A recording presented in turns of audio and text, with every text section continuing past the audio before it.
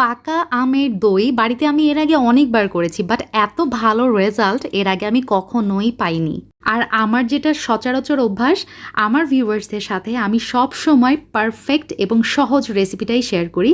আজকের আমার রেসিপিটাও কিন্তু এর ব্যতিক্রম নয়। মাত্র 3টা ইনগ্রিডিয়েন্টস দিয়ে আজকে আপনাদেরকে বানিয়ে দেখাবো এই মজার ম্যাঙ্গো ভাপা দই রেসিপি। এটা যদি লাইফে একবার না বানান তাহলে জীবনে একটা আফসোস থেকে যাবে। আমার কাছে এমনটা মনে হয়েছে। অ্যাজ আ ডেজার্ট লাভার, আমার পার্সোনালি ওপিনিয়ন থেকে যদি বলি, আমার কাছে এই ডেজার্টটা বেস্টের মধ্যে বেস্ট লেগেছে।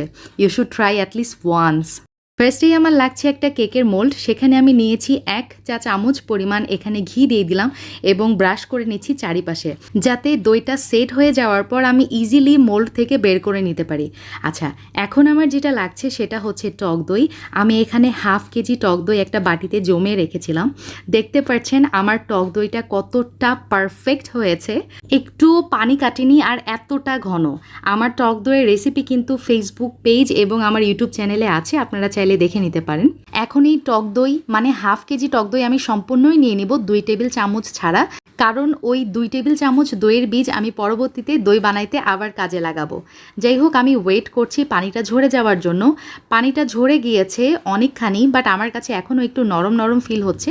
এই কারণে আমি ট্যাপের সাথে বেঁধে রেখেছি, দেখতে পাচ্ছেন নেটের ব্যাগটা, এবং ওয়েট করছি 20 মিনিটের জন্য। তার মানে আজকের এই দইয়ে কিন্তু একটুও পানি থাকা যাবে না, সম্পূর্ণ পানি আমরা ধরেন নিংড়ে ফেলেছি, এরকম অবস্থা। আর এখন আমার লাগছে 2টা বড় সাইজের পাকা আম।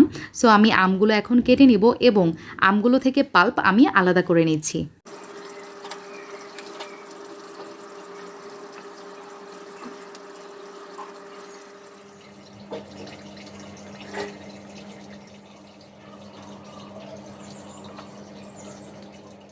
আমার ম্যাঙ্গো মিট অথবা পাল্প কিন্তু আলাদা হয়ে গেছে। আমি ব্লেন্ডারের সাহায্যে ব্লেন্ড করে নিয়েছি। এখানে আমার 1 কাপের একটু বেশি আছে। যাই হোক, সমস্ত ম্যাঙ্গো পাল্পগুলো আমি দিয়ে দিলাম টক দইয়ের মধ্যে এবং তার সাথে আরও অ্যাড করে দিচ্ছি কনডেন্স মিল্ক। এখানে আমি 1/2 কাপ পরিমাণ কনডেন্স মিল্ক ইউজ করছি। সো এখন সবগুলো উপকরণ যেটা করব, খুব ভালোভাবে একটা হ্যান্ড উইক্সের সাহায্যে মিলিয়ে নিচ্ছি আমি। তবে আপনারা চাইলে এই কাজটা কিন্তু চামচ কিংবা কাঁটা চামচের সাহায্যেও করে নিতে পারেন। সো আমি টেস্ট করে দেখেছি, আমার কাছে একটু মিষ্টিটা কম মনে হয়েছে, সেক্ষেত্রে আমি আরেকটু কনডেন্স মিল্ক অ্যাড করে দিলাম।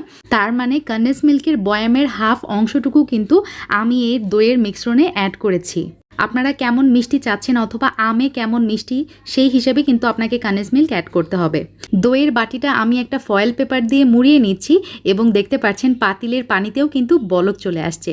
এখন একটা স্ট্যান্ডের ওপরে আমি দইয়ের বাটিটা বসিয়ে দিলাম এবং ঢাকনা দিয়ে জাল করব 30 মিনিট।